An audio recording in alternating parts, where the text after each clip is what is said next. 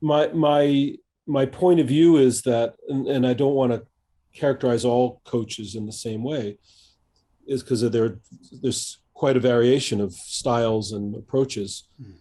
But I think I've observed that even the coaches that are taking my workshop or my practicum, they're already motivated to want to learn how to help a client transform. And I'm often surprised by the degree of almost absence of thought about what does it take to transform. And it's as if many are trained or have learned, if I show up, if I'm present, if I'm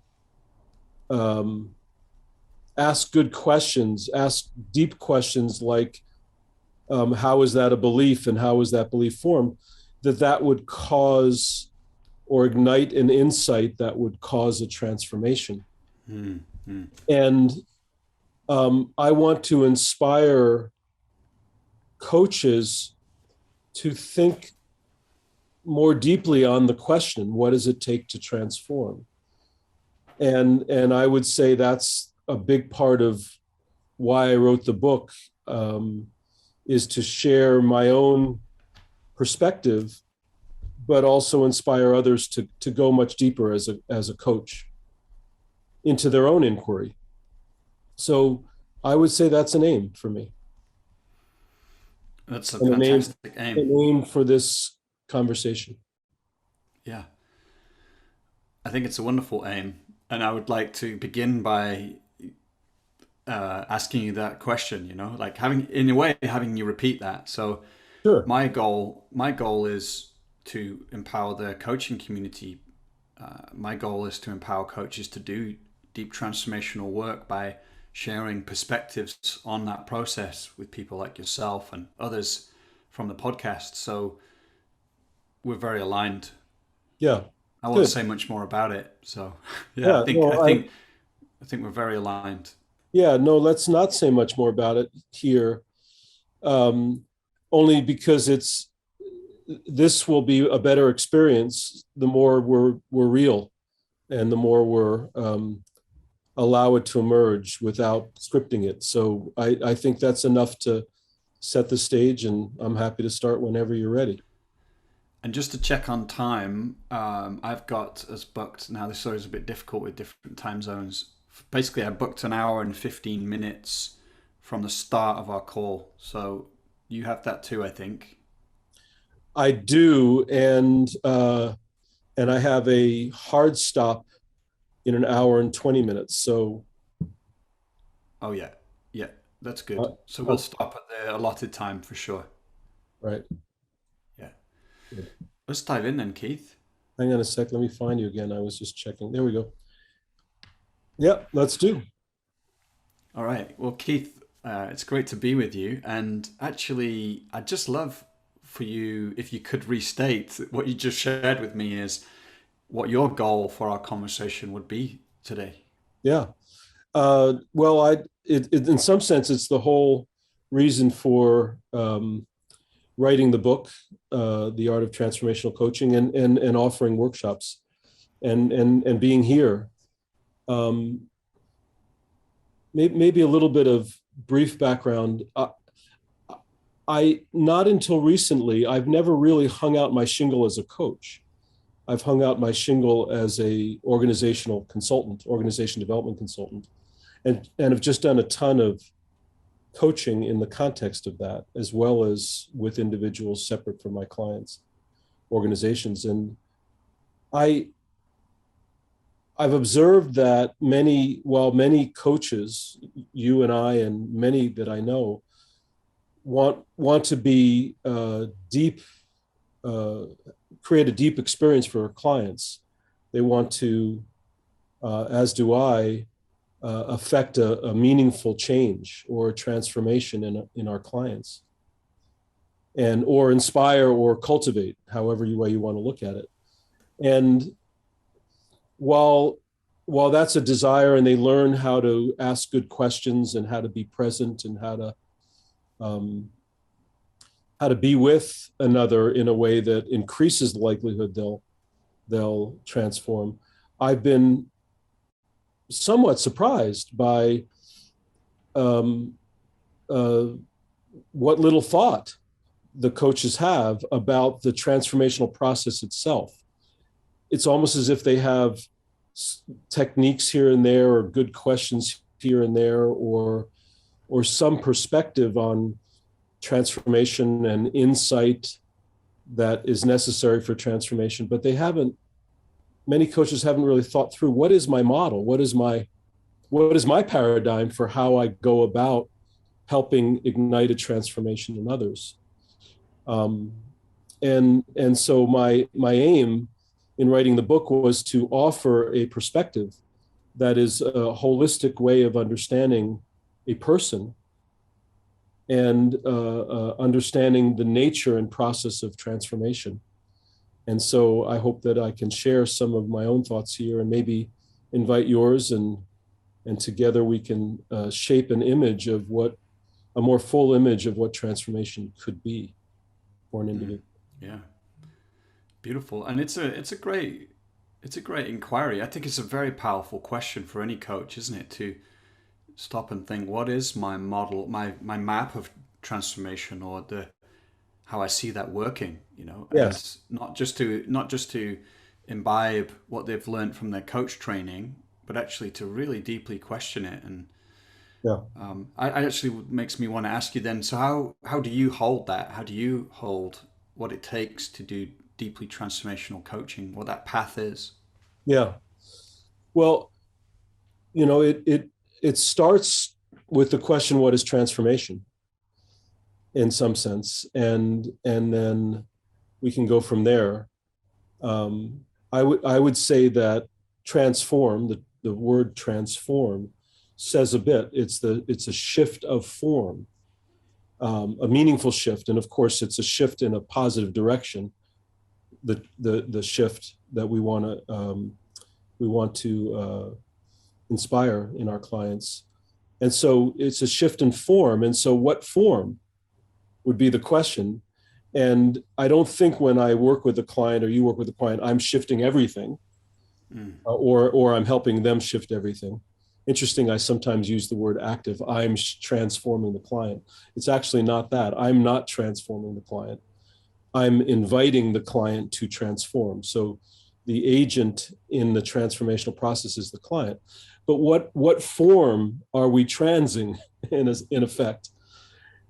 Becomes the starting point for me, and my answer would be the fundamental paradigm or paradigms that are shaping the problem that the client comes to us with. So clients come and say, "Hey, would you help me?" And we of course ask, "What would you like help in?" And the answer will be, "Well, I have this problem, I have this pattern, I have this tendency." I tend to, I work a lot with leaders, so it would be with leaders.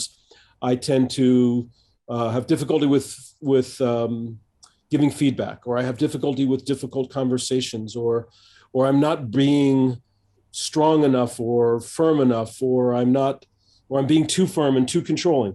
Whatever the thing, that the problem that our client comes to, they're basically saying, please help me fix this problem.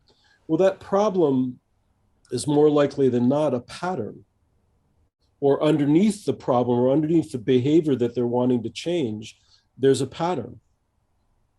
And that pattern I refer to as a paradigm, a personal paradigm. It may actually have multiple paradigms creating that pattern. And our job is to help invite that client to shift the pattern that's underneath the problem. And so that, to me, is what transformation is about. And in order to invite a transformation, therefore, we need to understand the nature of paradigms, personal paradigms, how they form and how they kind of coalesce and lock in place. And if we don't understand that, then our efforts to try to help the client transform will often fall short. We'll get stuck somewhere and we won't know how to help the client get unstuck, because we don't understand the nature of paradigms. So it really starts with understanding the nature of paradigms. And then I've, of course, thought through quite a bit, how does one go about then shifting a paradigm? Not so easy necessarily, but very doable. Anyway, I'll stop there and see what Well, that. I think you beautifully teed up the next question for me is how about understanding the nature of paradigms. Where would you start in helping us to do that in our Yeah. conversation? Yeah. Well, by the way, I'm happily giving away everything in the book. So, um, uh, obviously, we're not going to. The book has more than this, but happily give this all away. Partly because my purpose is to share and help the world get better. So, especially the world of coaches. So, paradigms form interesting many different ways. And I very much enjoyed that process of inquiry for myself about how do these form. I would say there's at least three different ways in which paradigms form, and probably more. But the fundamental ones are, depending on what kind of paradigms we're looking at, and we should talk about what are some example paradigms. But they form often from our culture, and either the culture of the society in which we live, depending on how strong that culture is. So, for example, Japan, maybe China to a little lesser extent, Korea, many of the Asian cultures are very strong cultures, very strong, clear rules for how to be. And you get born into this culture, and the family has already perhaps unconsciously adopted the rules of their culture. And the people all around you are behaving consistent with that culture. And you go, oh, I'm a young person. I'm looking at all these people. I don't know how to live life, but they seem to know how to live life. So I'll just follow them. And I'll unconsciously adopt the rules that they are following, thinking that that's the way to be in life. And I don't do it. I'm not aware I'm doing this as a little kid. I'm just doing it. So that's one way. And it shapes many of our beliefs and assumptions about what the world should be or how to engage in the world. Simple rules: how to greet, how to say hello, how to eat, when to eat. All those kinds of rules are just out there, and I follow them unconsciously, and it locks in place in my mind until such point as I start to question my culture, which doesn't happen for a while. It starts to happen typically around age 10 or 11 or 12. But until then, those rules get locked in place and unconsciously shape our being. That would be one, just the environment around me. A second would be I'm born, and if you study personality, it becomes kind of interesting. How do personalities form? But I'm born, and I'm born with a gift and a capability. And I do something, and it works. Like I show some more intelligence than the average kid, and my parents smile every time I do something that's really intelligent, or every time I do something that's unusual. They smile and laugh and go, "Oh, you're so great!" And I learn, "Oh, I should do that again." I'm getting a lot of juju when I behave this way, and so their response to me starts to teach me what is okay or not okay, or what I should or shouldn't do. And then the third way is through trauma. And this becomes the most interesting one for me, which is if something happens traumatically, either a shock, a shock trauma, like I witnessed something that's awful, or my parents beat me up, or something like that, or developmental trauma, a repeated absence of something or presence of something that is not helping me grow, I then have to adjust to that trauma, cope with it in some way. And the coping strategy that I use then forms a pattern and a paradigm and a belief that in order to survive, I have to do this kind of thing. There are probably other ways, and if we thought together, we could, what we learn, our educational system teaches us our paradigms. There are other ways, but those are three pretty fundamental that often form early on. Mm. Yeah, that's great. And so then I can imagine they coalesce in some way to then create this personal paradigm that has brought the client success in their life, but I'm hearing also, yeah, that then it's also limiting in some way.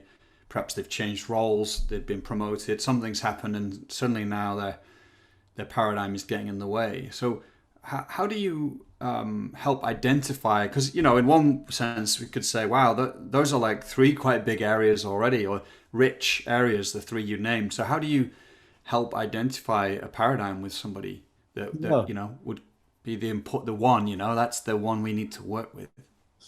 It for me, it's a joyous process of doing that. It's um, in some sense, many coaches and that I know believe that that's the key, and I would agree it's part of it, and it's certainly an early part. But the client. Let's get a little concrete here.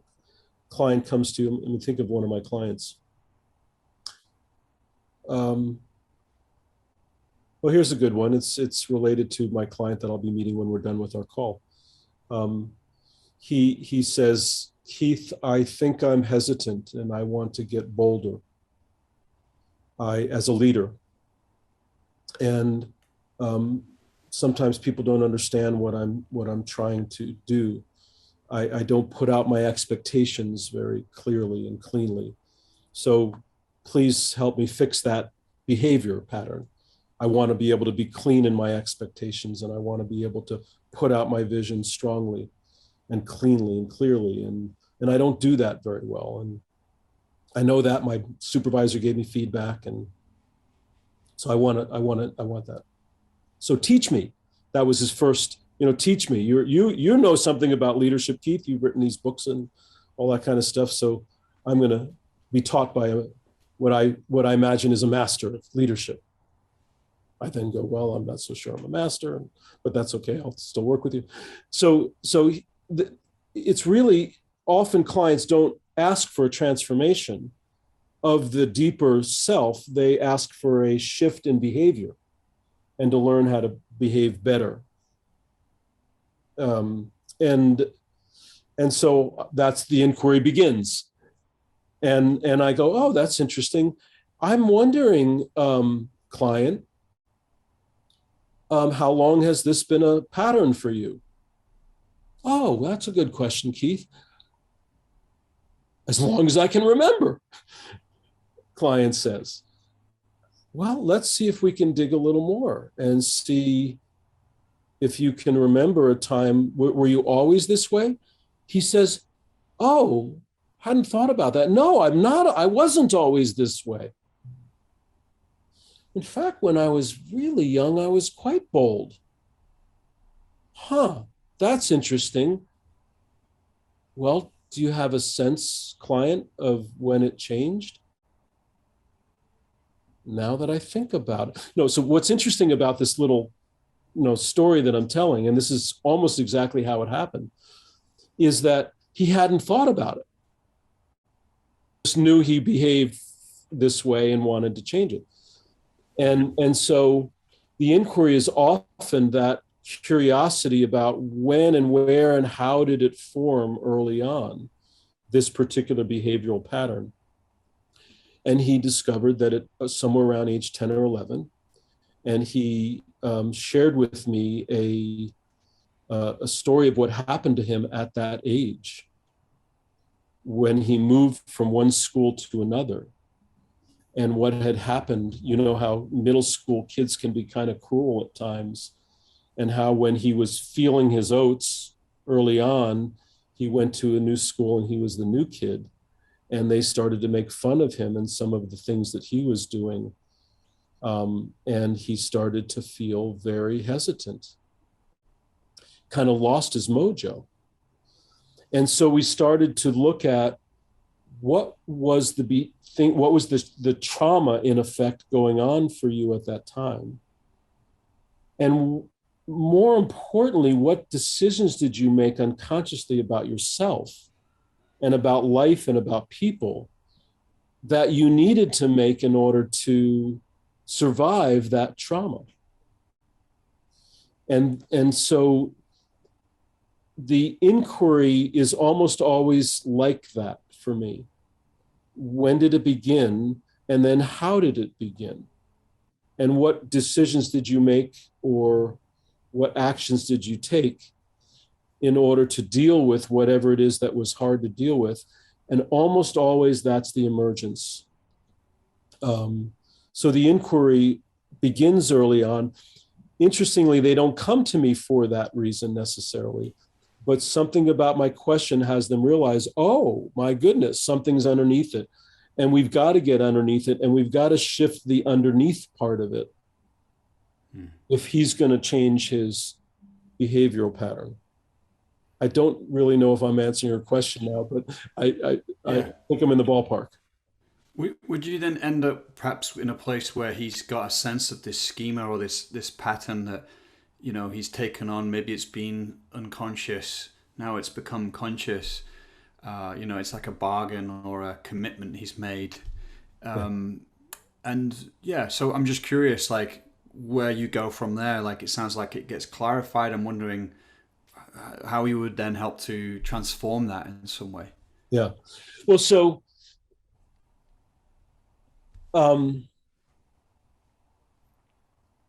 hopefully sometime we'll talk about the whole arc of transformation, but I think we're getting to it anyway as we talk about this. But it seems to me that the insight that I have something underneath, we'll call it a paradigm. You might call it a belief system, but I think it's much more than a belief system about what is good or how to act or how to be. The recognition that there's something underneath is a good beginning place. Most clients don't necessarily recognize it, or they recognize in concept that there is something underneath, and they come to us in hopes to find that underneath. So here he finds it, he sees what's underneath it, and he goes, okay, well, I need to shift the underneath part, the deeper part. And that's where it becomes a little complex and not so easy.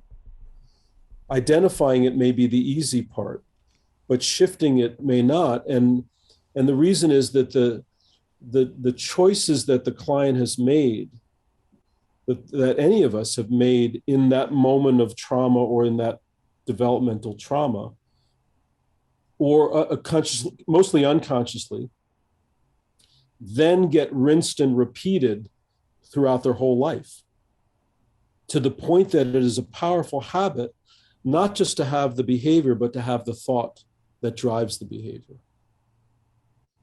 And it feels often like a survival habit, something I needed to do in order to survive the difficult experience that I was having. And so somewhere along the way, I as a human being, and this client as a human being, says, this is not just a habit, but I will not be able to live life without this pattern. I've actually gotten through. I made it through middle school and high school. I survived. I actually became smarter and better for it. I formed some strategies that worked. And so all paradigms, in some sense, have an upside and a downside, like a coin. Or all strategies that we form have an upside and a downside. And I formed and I reached the upside. I overcame that difficulty, and I basically said, I'm going to show them. This is my client now. I'm going to show them they're not going to take me down. I'll just be smarter and better than them. So he works incredibly hard with enormous determination and drive to be smarter and better. And he becomes smarter and better and becomes quite brilliant in some ways.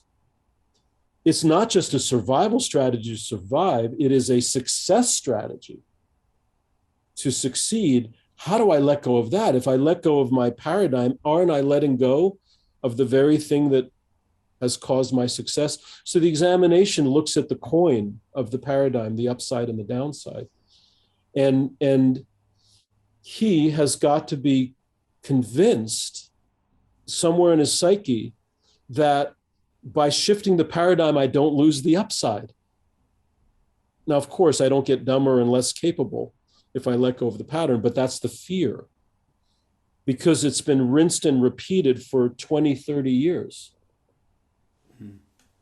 And so now it's not just a strategy, it's a habit that's deeply rooted in my conditioning. And if I'm going to shift the paradigm, we're now in habit shifting land. And so part of the shifting of the paradigm requires that not only do I help the client understand it and see the flip side of the coin nature of it, but also little by little learn to let go of the habitual thought process that's underneath it. So part of what I do at that point is simply offer them what I call learning tasks, kind of like homework to do, to see if he can detect the multiple ways in which he unconsciously repeats the thought process that is underneath the paradigm.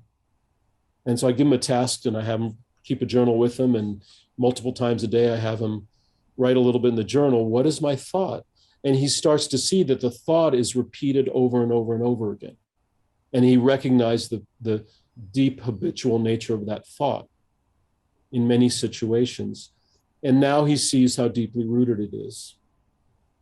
And after that, later on, we start to explore what would be an alternative thought or alternative way of understanding a situation. And then start to little by little develop a different thought. So we have to explore that different thought. We've got to examine it. We have to wonder about it. What would be a different thought? Maybe even role play it, play with it, do some imaginal techniques until he's clear what an alternative thought would be. And then start to form a new habit of that alternative thought. And then he's got to have success with that. Otherwise, he's going to revert right back to the paradigm. And what about, do you do any work in actually helping to integrate that part of him or collection of parts that, you know, when he was younger arose in response to those adverse situations?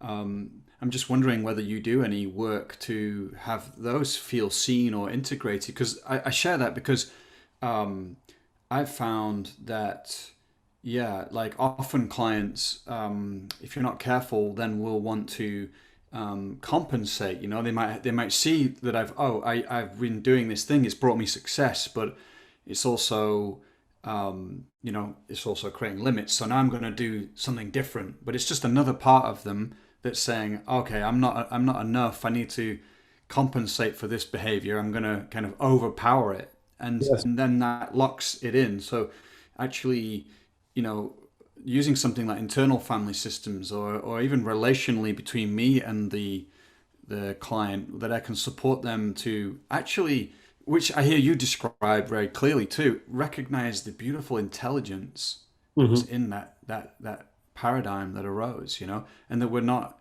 trying to change it right now even. So it's like there's even a dropping of the change agenda.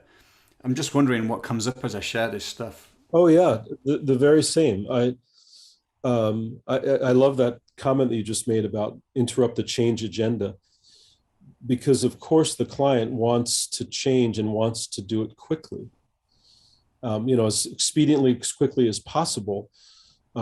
Get on with the new life that I imagine I could have, and yes, very much so. So the constant, it's almost like a cosmology, an inner cosmology that exists within and around the paradigm, where other parts start to join with the strategy.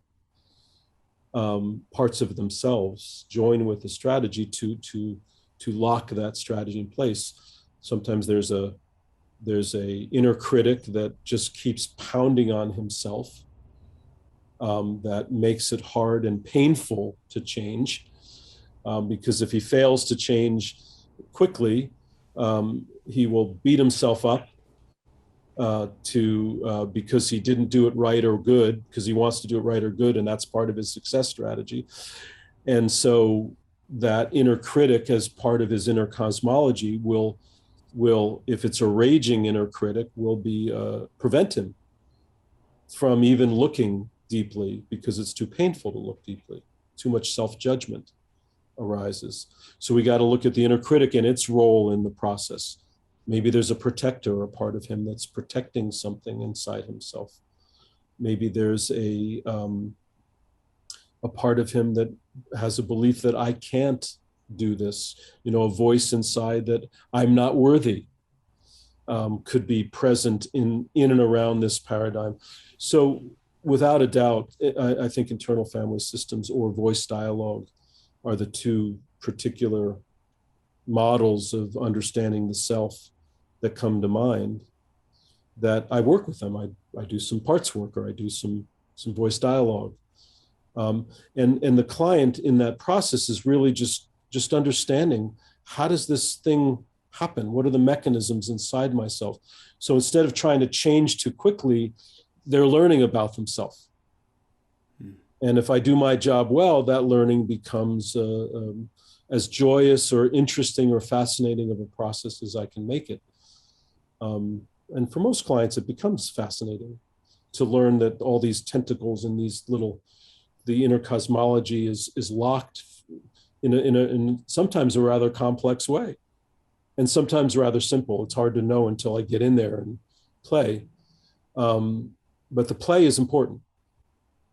How does this get locked? And how do I do that? Oh, when this happens and that person says this, I have that thought, which then causes me to behave this way. Oh, that's the rinse and repeat that I've been going on. And I don't know what it is until I get in there, but it's a lot of fun. I find. I don't know if you find it, or Yeah, fun. Not in a woohoo, I'm enjoying doing this to you, but fun, fascination kind of fun. yeah, yeah. To be like amazed in the process, Yeah, of how incredible we are. It's in this beauty of these parts that can all arise and coalesce and yeah, be operating, and the intelligence inside of them, and the compassion and the precision that we yeah, can bring in order to help create this kind of awareness that becomes very potent, that I hear you describe. I think I totally get what you mean. Like it is like fun in inverted commas. It's like I can find myself deeply fulfilled by that kind of connection and that kind of exploration with someone. yeah, And yeah, what I like hearing you say too is that, and we might be jumping ahead a bit too far, but you said then you kind of help identify a new belief, and that you're actually beginning to kind of practice that. I think you said belief, that would, I'm not sure what the phrase was, a new thought, like a new habit, it's more a new like thought a process. Yeah, yeah, new thought process. That's it. Yeah. something like that. Yeah, And I'm just curious what that process is like, like, and maybe we're talking now about the arc as well, so we can weave that in, yeah, because I think maybe that's another place where coaches struggle. It's like, okay, we've done this excavatory work where there's some integration taking place, but yeah, still, how do you actually begin to embody that new way that would allow me to be bold, for example? yeah, yeah. Before I forget, I don't want to lose that you said you were enjoying being amazed by it. Um, I immediately had this thought of maze. A Mm. maze being that which we circuitously find our way to the center and then out again. And it is a maze that we're exploring, and it is amazing to explore that maze. Back to your question, that was just a fun wordplay for me. Um,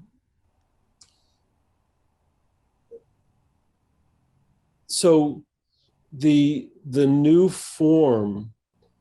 So let's talk about what is a paradigm, Mm. because it'll help shape how I respond to the question of how do you identify and develop the new form. Um, I think that was the essence of your question. Yeah. So many people equate paradigm with a belief system. And I don't quite equate it that way, although beliefs are part of a paradigm. The way I'm going to make describe this simple version of what I think a paradigm is. I think it's actually even more complex than I write about in the book. But when you write a book or when you write anything, kind of try to get to the essence of something and speak about it. I might write 3 books to describe the complicated nature of even a paradigm itself. But a paradigm, in my mind, at its essence, at its core, is a strategy. So picture this. I might anyway. I won't. I'll try to draw it in the air here. The picture right here, a box, and this box is that strategy, the behavioral pattern itself. It's the thing that the client is saying, I want to change this behavioral pattern. And this behavioral pattern underneath it would have a bunch of actions. Not just one thing that I do, but I do it in a variety of ways, multiple ways in which I hold back or withhold. My behavioral strategy is to not speak my mind or agree with people and not speak my mind or my truth. And that's the core of the pattern, let's say. And then underneath it are multiple actions that evince that strategy. Maybe sometimes I just don't say anything. And then other times when I speak, I speak in vague terms. Or maybe other times I always say to the person, I like what you're saying, let me just offer another thought. And so I soften my thought. Lots of different ways in which that behavioral pattern gets evidenced in action. So now that's part of the paradigm. And then there's consequences for that set of actions. And the outcomes would be part of the paradigm. I do this, here are my actions, and here are my outcomes. Now we got to ask the question, what causes this behavioral strategy? And now we get into what are my beliefs? What are my assumptions? What are my needs? And what are my goals, consciously or unconsciously?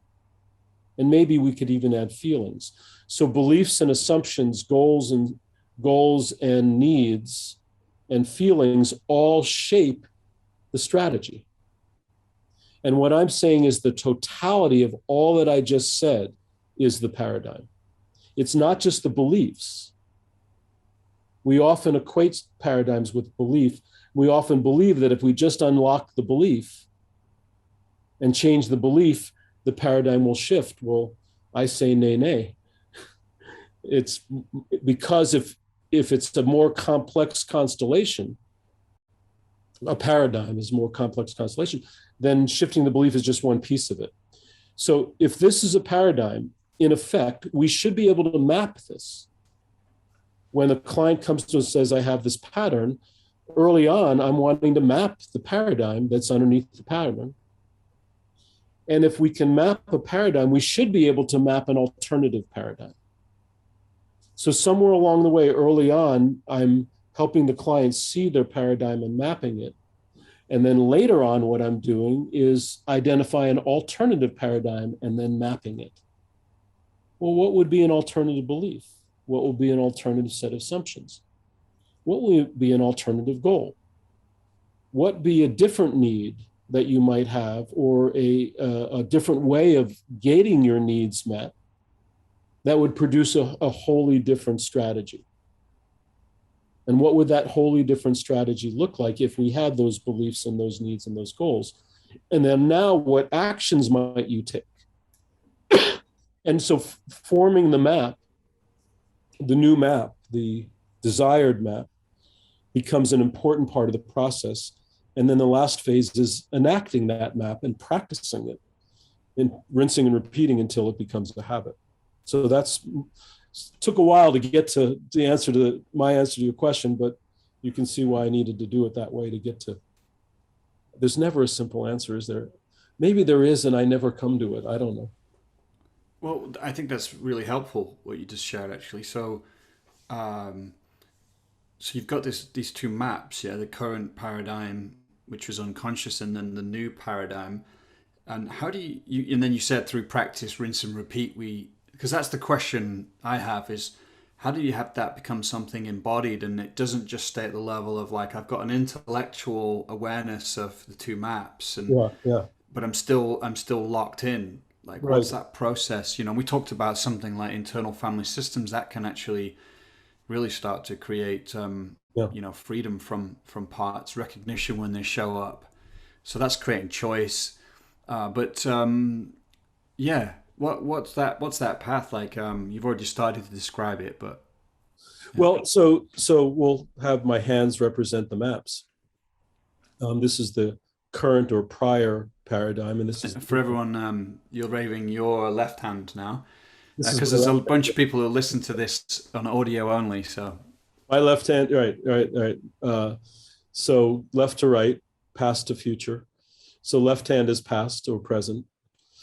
And so here's the interesting thing, and to me, as you ask that question, I think too often coaches go to the desired paradigm quickly. Client says, I want to get rid of this old paradigm. Tired of it. It's not working for me.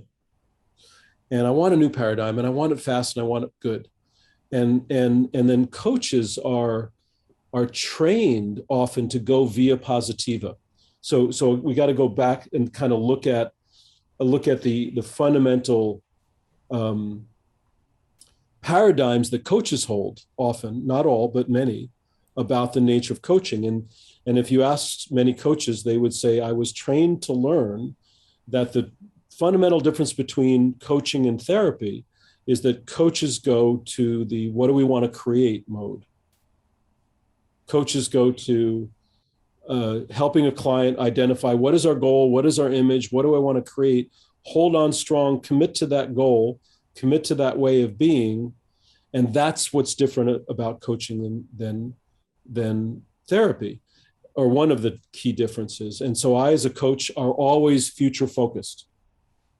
And I learn how to ask good questions. What would be an alternative belief? And how do we then put that belief in place?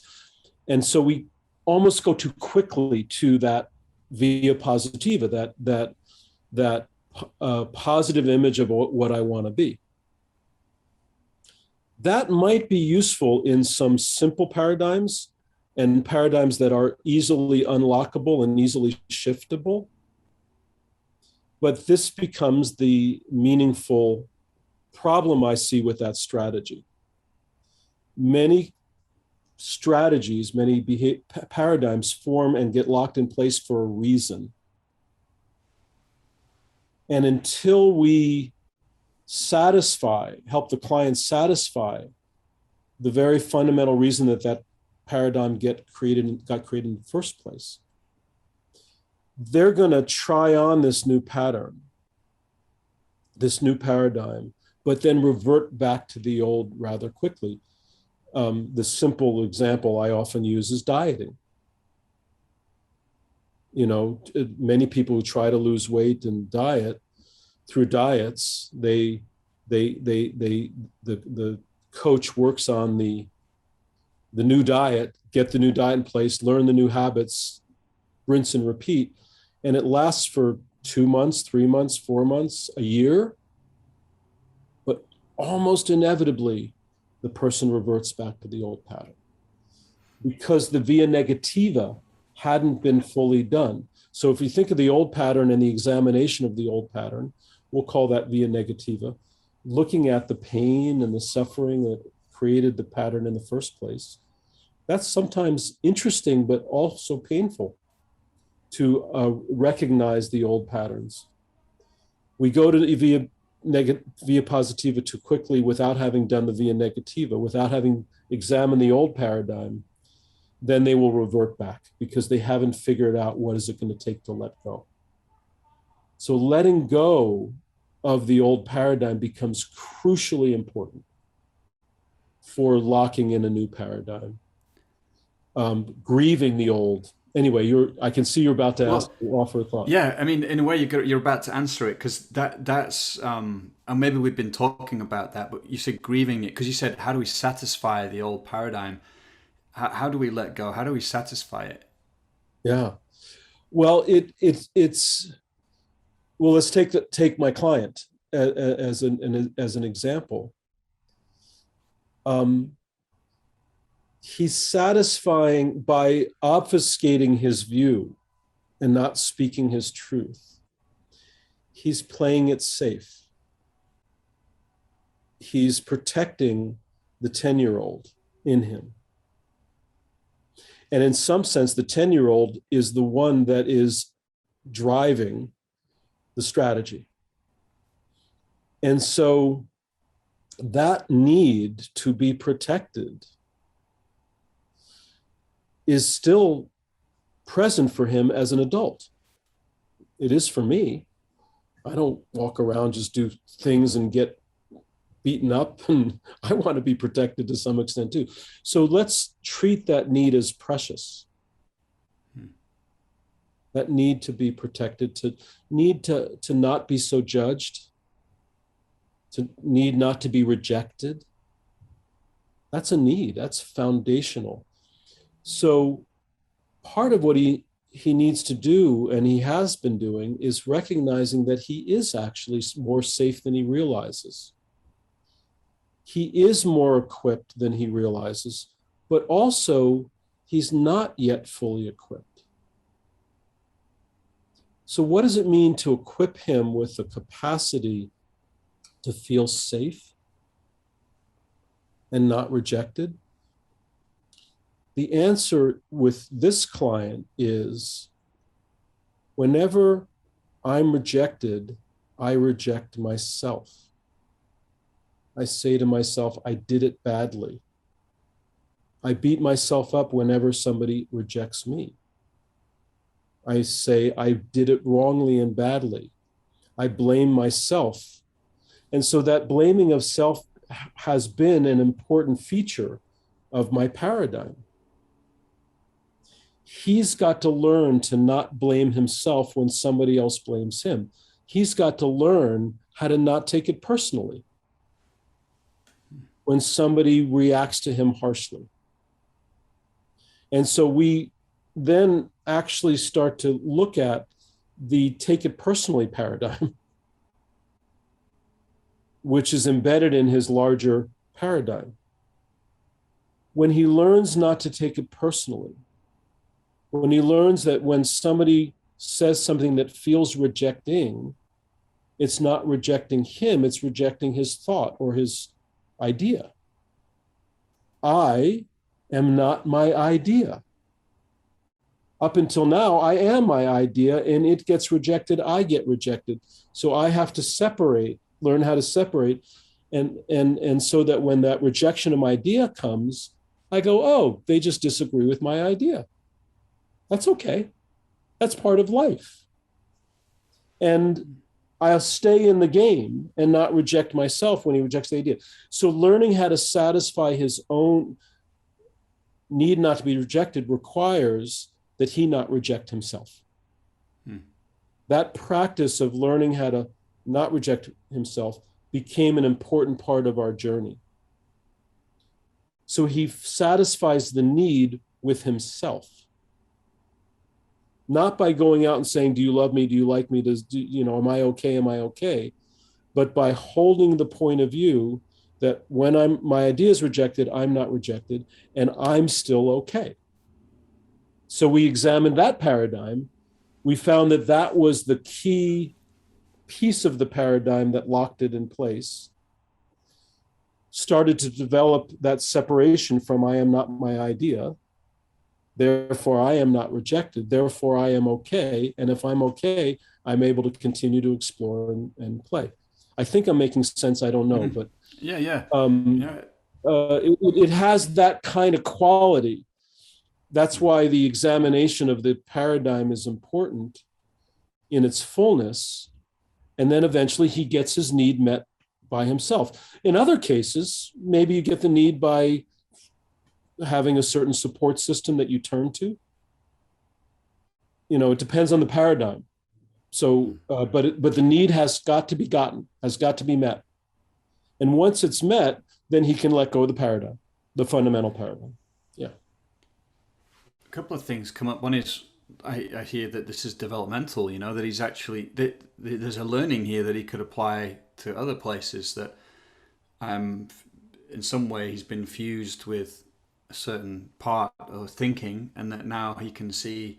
It's my idea that someone's critiqued, and it's not me. Yeah. And that's a shift. He's become more spacious, and so that I can see that playing out in other places in his life. Because I remember that there was a phase in my life where there was just a real shift around that inner critic, the inner, like being fused with my inner critic, Yes. and like I didn't have to take myself so seriously anymore. Um, it was quite a relief. Yeah. But the other thing I'm wondering is how somatic is this process as well? How much because I found that to be an important place to include. The somatic aspect, the emotive, affective aspect of it. That the work is holistic and not just residing in a rational sphere. And I just wonder if you, Yeah. yeah. It's a great inquiry. First, I want to say I don't think I'm expert in this area. Some people, coaches have a therapeutic background to the point and have worked somatically their own work to the point where they're able to guide others in somatic. I'm really good at being with a client as they're emoting, as they're feeling, either tender or joyous or everything in between. I feel like I hold space well, and I value and recognize that, much like, who's that guy that wrote Being Present? I can't remember, the German guy. I can't remember his name, but he talks Not about, Martin Buber. yeah, no, No. more recent, but he talks about the pain body. Oh, it's Um, not. I'm thinking there's Eckhart Tolle who writes about the pain Eckhart body, Tolle, but yeah. Eckhart yeah, Tolle. yeah. Yeah, so these things that happen to us, especially if it's trauma based, if the paradigm formed through trauma, that that trauma gets locked into our pain body. And the trauma, by the way, isn't the event itself, it's what we did with the event that locks the pain. It's our interpretation of the event, the meaning we made out of that event, the decisions we made, then get locked into our pain body. And because of that, somatic, especially if it's trauma related paradigm, is really important. If it's one of those other causes of a paradigm, the somatic is not as crucial because there's not a pain body there. It's just a habit that we unconsciously form. But I don't know, at least 50% of all the paradigms that I work with are trauma related. And so you're speaking something that's fundamental. Holding space is the minimally what's needed, because there will be tears and grieving. And my job as a coach in that moment is just to hold space and love the client up. And minimally. There's more to somatic work than that. And what I want to say is I'm not well versed in the more. I couldn't say to you, here's how you go about when the pain body is locked in very strongly. Here's how to do somatic work. There's some people that do movement. Some people do mat work, go on the mat and lie down. And, sometimes there's there's a famous psychiatrist who, in the 50s and 60s, who did a lot of body work that unlocks some of those features of the pain body. I don't think I'm real skilled in that. If it requires that with the client and you as a coach are not skilled in it, then partnering with somebody who is skilled is a good idea. And that's what I do. If it feels like it's that deep and that locked in, I'd say work with a somatic therapist or somatic coach, because I'm not quite as skillful in that particular arena. I appreciate you sharing that, but I do think what you're saying about holding space and that loving presence, even though you said there's more to it than that, that is fundamental. And of course, there's been countless studies that are proved in therapy that the quality of the relationship is at least as significant, if not more, than the actual technique or approach deployed.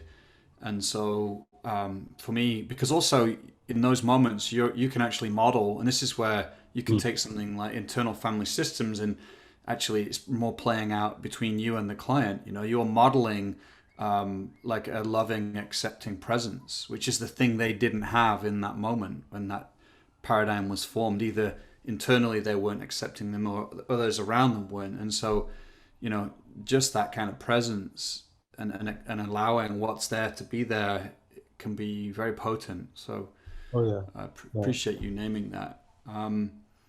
And well, I guess I have some other questions, but I want to ask you first. What have we not talked about in this process that you think is important to bring in? Huh. I'm appreciating this kind of tour de force through your thinking around transformation. Oh, thank you. I'm enjoying this as well. Yeah, I'll say one more thing, and maybe we can also then just talk about the arc of transformation. But the thing that I surprised myself as I, for years and years and years, examined the nature of transformation for myself, just for my own evolution and transformation, but also since I'm an agent of transformation for others. The thing that surprised me the most was how important understanding habits are. And I wrote about this in the book, but I have a friend who I meet with regularly, and almost every time I meet with him, we have very soulful, deep conversations. And he almost always says, I had a big insight, I'm transformed. And interestingly, over 15 years, it's the same thing that he has the insight about, and the same thing that he declares he's transformed about. And it took a long time before I finally said to him, you've been telling me for years that you've been transformed. How is it that every year, another year later, you're telling me you transformed about the very same thing? As if he's locked in a Groundhog Day of he's locked in this, can't get out of his paradigm, but he has the insight. And so this has become a little bit of my symbol of what's the problem with transformation is we often equate it with insight. We often think that if we can help the client get the insight, that will magically cause the transformation. And it does, sort of. But why does the client keep reverting back? Why does my friend have the insight, think he's transformed, and then 2 weeks later behaves the same way until he has the insight again, comes to me the next time and says, I have an insight, I was transformed. Why does he keep doing that? And I think the simple answer is insight is not enough. And the last phase of the transformational process is not the learning of the new habit, it's the adoption of the new habit. And until that new habit is secured in place, then I say this is not a transformation. This is an insight, but not a transformation. it goes very back to Kurt Lewin's simple model of change: unfreeze, change, refreeze. Very simple, elegant model that guides all changes. And the unfreeze is what we've talked a lot about. How do you unlock, and how do you discover what the paradigm is and unlock it? How do you learn new behaviors? That's the change. But the refreeze is about forming and locking in a new habit. And the surprise for me, and I'll leave it at this for now, we don't have enough time to explore the nature of habit formation, but the surprise for me, and it's kind of a joyous surprise, is that learning how to form and coalesce a new habit is every bit as important as the insight. And I, for 25 years, 30 years of coaching, gave the habit phase short shrift because I was so enamored with the insight. I love that insight, just like my friend loves it. I have an insight, Keith. I just discovered something I hadn't seen. I'm so enamored with that. It's such a wonderful, joyous moment when that insight occurs that we fail to realize the habit formation is crucial.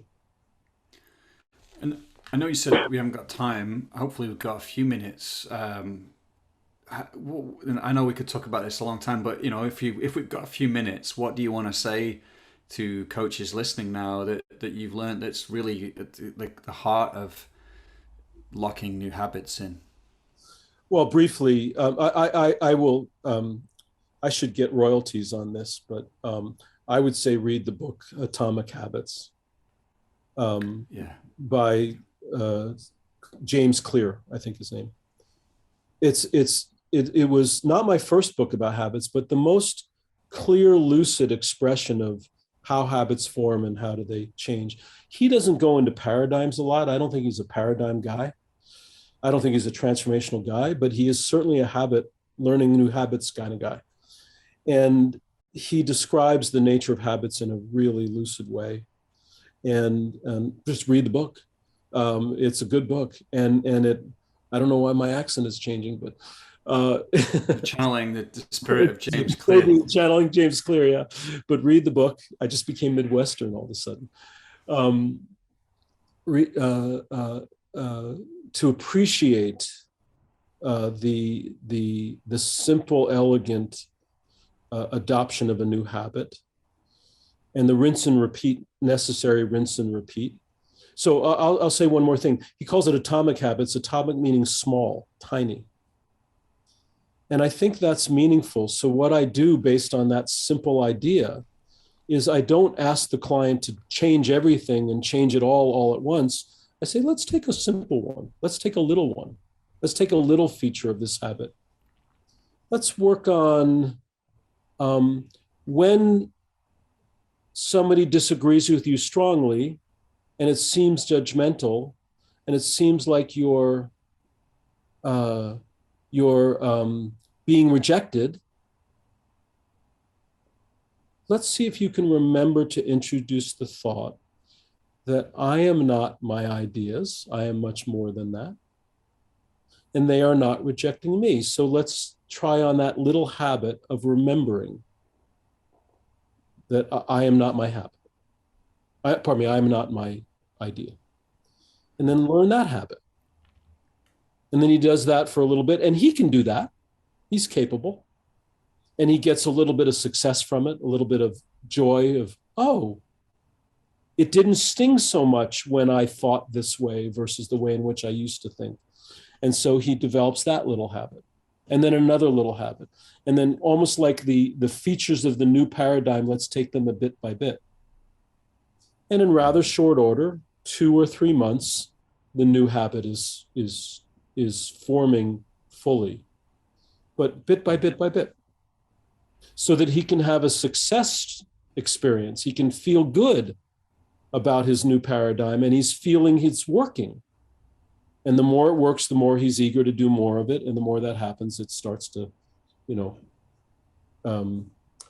cycle upward. Snowball, or snowball, exponential kind of yeah enthusiasm. to keep going. Yeah, There's a lot more there, and even in the habit area, but I would say that's its essence for me. yeah, yeah. No, I was a bit humbled to discover myself how habitual, I mean, over the years, how habitual we are, but how, automated my daily routine is in a way, It's Yeah, like, oh God, I'm like an animal or something actually, if yeah, I'm just like repeating these habits over and over, and they're all linked to my environment, and my relationships in this way that's a bit, I thought I was this conscious being, liberated, but actually, you know, um, but the flip side of that is if I start to make little changes in my environment, in my routine, and they compound over time, it has a significant impact, yeah, yeah, on the outcomes of my life. So there's a flip side to that. So, yeah, yeah. well, I'm aware of the time. I think there's other questions I had, but maybe we have to do a part two. Particularly, want to ask you about and contracting with people in a way that increases the potential for transformation. That's one of the things I see you writing about, and other questions. But I want to express my gratitude to Yeah. you, actually, Keith. Yeah, I really feel your dedication to this practice and sincerity in what you've shared today. And I Thank you. think it's a real service. I think people listening to this will be inspired and learn from it. So thank you. I hope so. Thank you. Yeah. So the contracting, maybe I'll just say a little bit. Maybe, All right, maybe, cool. maybe tantalize. Yeah, let's leave Were them you, with were a you hook. asking me to talk about contracting, or were you? Well, I was saying we could do it next time, but let's leave a Maybe, cliffhanger. maybe next time. But let's leave a little teaser on it. I think it's important. I think we consciously or unconsciously form agreements with each other all the time. And here's just the question without giving an answer. What form of agreement would we want to form if we're going to do paradigm shifting work? What kind of agreement do we need to make with the client and the client with him or herself to engage in paradigm shifting work? I think becomes an interesting question. So we'll just Mm, kind of leave it there. yeah, yeah, beautiful. Where can we find out more about your work? Yeah, and your book as well. Yeah, yeah. So the book is The Art of Transformational Coaching. Um, it's out and available, Amazon and other places to get it. Um, uh, I have a website called artoftransformationalcoaching.com. And there you can learn about the workshop that I offer. I offer two workshops. I offer a foundational workshop or a introductory workshop. It's a 10 week experience. And then I offer a practicum where people who are interested in going deeper, they join me in in a deeper inquiry and practice, um, to learn the process. What I want to say one more thing about it, which is while I have developed a model and an arc of transformation and a way of understanding the process, um, it's not the be all end all. I would love, if nothing else, I would love coaches to think deeply on it and either adopt the model that I offer or come to their own, think deeply about the nature of transformation and be more grounded in their own process for how I guide a client through this. And so, in the practicum, I don't say, you missed step 4 of my model. I go, oh, that was an interesting way of approaching it. Oh, that kind of worked. Let's wonder about that. And why did that work? And I'm not teaching the model and training people as much as I am joining them in the deeper investigation of transformation. And so I learn and it's fun. But the introduction is really teaching the model and as a foundation. But anyway, Nice. Thanks, Keith. yeah. I also have another website, which is my primary work. It's my consulting and coaching. It's called leadership-pathways.com, leadership-pathways.com, and you can learn about me there. But just if you Google my name, I'm out there. Yeah. Well, this has been a Nice. lot of fun for me, Joel. Long time coming. I think we met a year ago, and thank you for reading the book. I don't know how much of you read it, but I think I remember you said a long time ago, well, let me read the book first, and then we'll see if we want to talk. So Yeah, thank you. that's great. I'll cut it there. Yeah, I really appreciate this, Keith. I'll stop recording as well.